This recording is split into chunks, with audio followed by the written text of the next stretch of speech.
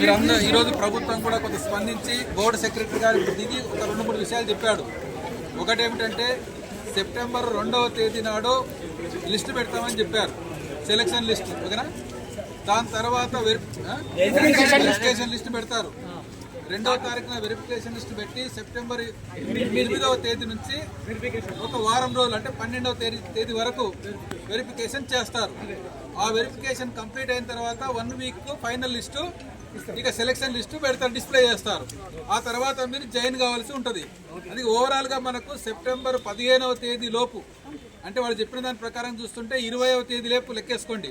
September 12వ తారీఖు verification complete అయిపోతే ఒక వారం రోజులు అంటున్నారు కాబట్టి 20వ తేదీ నాటికి అందరు కూడా అపాయింట్మెంట్ ఆర్డర్స్ తీసుకొని పోయి జాయిన్ కావాల్సిన అవసరం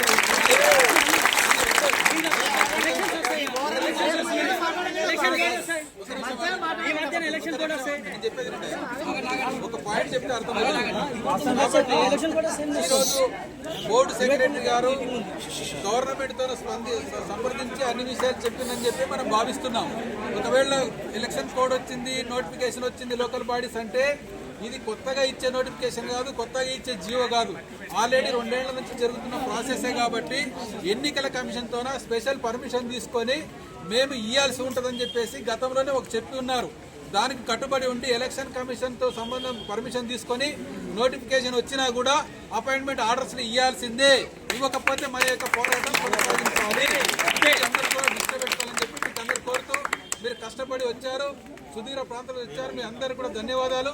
ఈరోజు పోలీసు వాళ్ళు కూడా కొంత ఆవేశపడి అరెస్ట్ చేసిన ఇబ్బంది పెట్టినా ఈరోజు వాళ్ళే పోలీసు వాళ్ళు దుందుడుగా వ్యవహరించినా కూడా అది మనకే ఉపయోగము.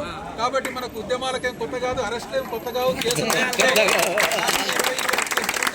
మీకోసం కూడా కేసు తిరగడానికి నేను సిద్ధమే ఉన్నా.